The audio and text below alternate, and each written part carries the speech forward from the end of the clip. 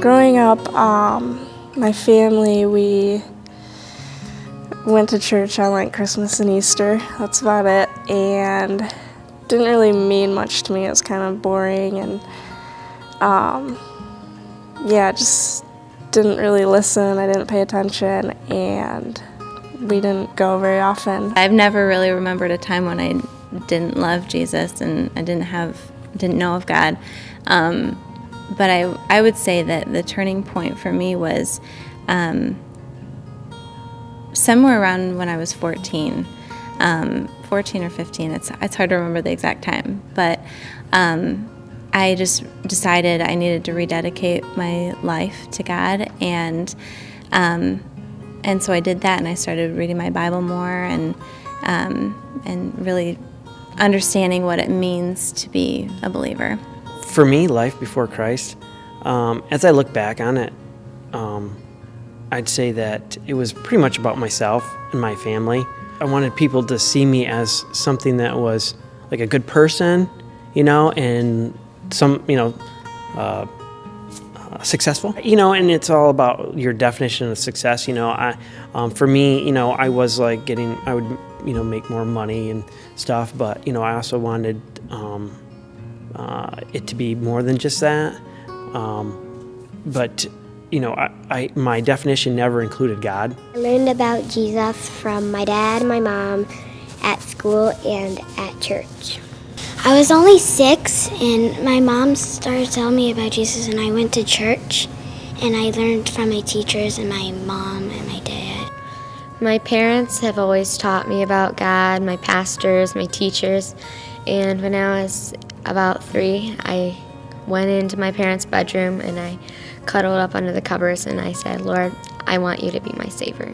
About 2 years ago, I met a person and his family, and they kind of showed me what it was really like to believe, because I always thought I did, but it was nothing compared to this, and I wanted that. I wanted to believe, and I wanted to know that God was always on my side, and so I decided to become saved, and my friend helped me do that. When I actually accepted Jesus into my heart was when my mom and I were in my bedroom. She was helping me with my schoolwork, and I don't remember what sparked that interest, but she helped me pray, and I accepted Jesus then. I think maybe I didn't want to go to hell, and I wanted to go to heaven, and so she was helping me with that. I decided to follow Jesus because I heard that he was so wonderful and that he was good, and that I just wanted to follow him. I actually feel I got saved when I was at Westside Community Church, and I had been invited by a friend, and I was like, I was kind of open to going, and it was a sermon. I can't even remember what the sermon was about, to be honest with you. I just remember the feeling that I had, when a pastor sits up in front and then preaches and then asks the congregation, "Is this affecting you? Is this you, that I'm talking to?" That type of sermon. And I was like, this is me. When I make a commitment, I'm usually like, or I'm going to do this. So, but I just moved into it really slowly. But I have to say, it's a little shout out to everybody here at East Bay Calvary. PR, I don't know, about like 3 years ago or so, we had Pastor Reist. Hi, Pastor Reist.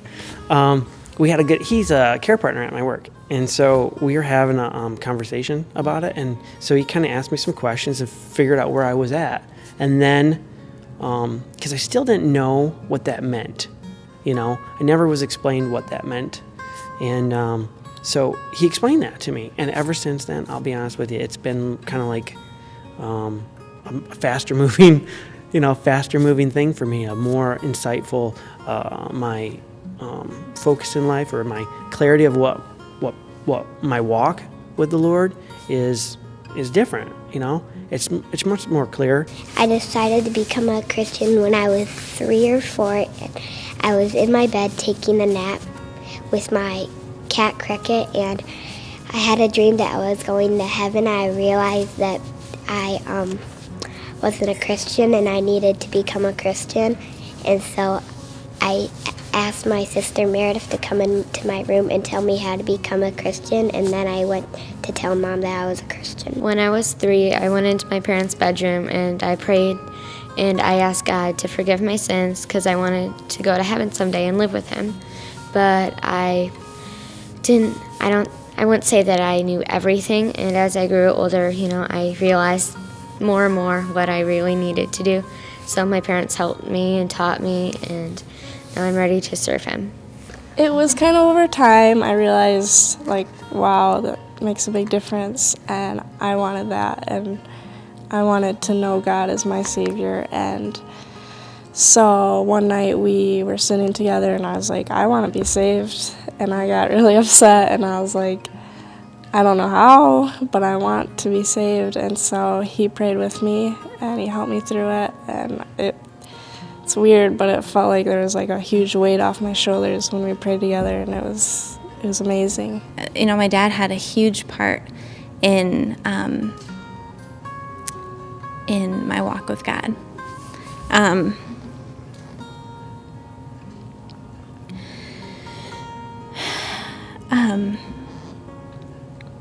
My dad was sick for a long time, and his illness just got worse through the years.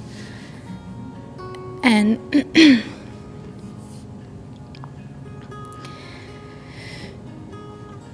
just seeing his walk with God, no matter what happened, no matter the pain of every day, and even seeing my mom, just no matter what responsibilities she had because he couldn't do things, and how they worked together through all the hard circumstances.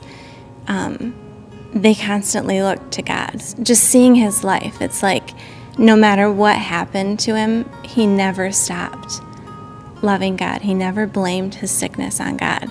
Through everything, God was there. And I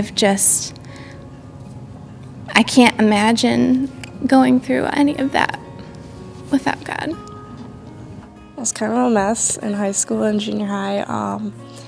I always had something wrong with me and I didn't know what it was. I would get angry really fast, I was stressed out, I would lash out on people, and then I finally started to realize that there was something wrong. So I didn't know who to talk to. My parents were always there for me, but it wasn't enough and I didn't want to talk to them.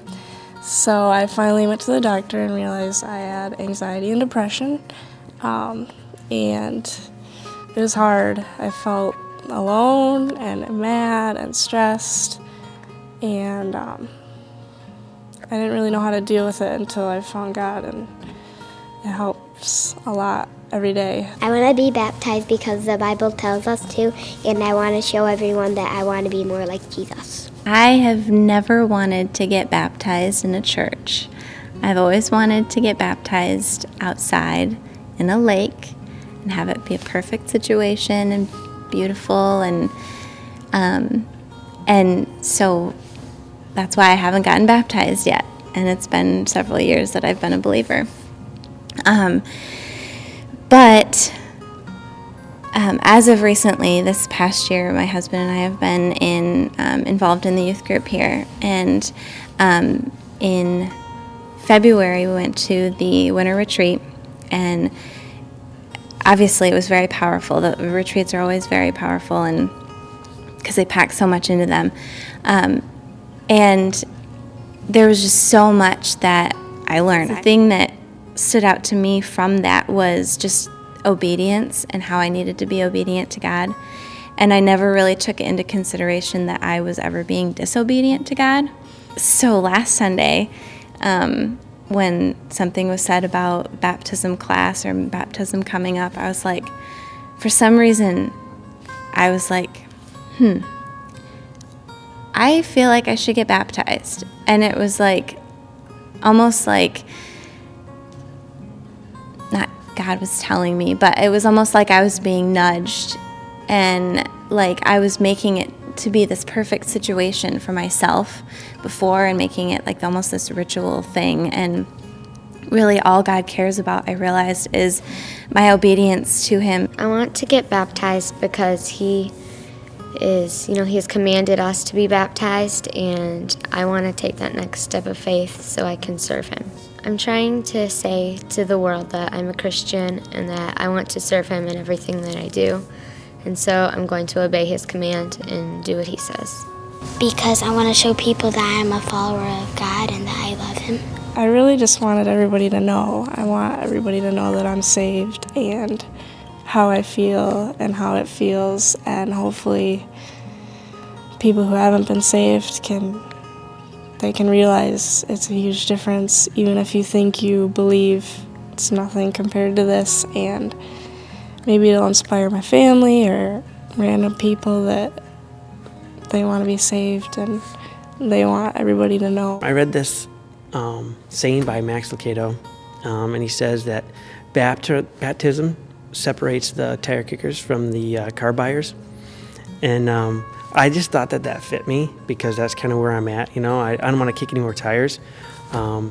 So this crash test dummy, he wanted to get the highest rated and the most reliable vehicle. And that's what I think I'm doing.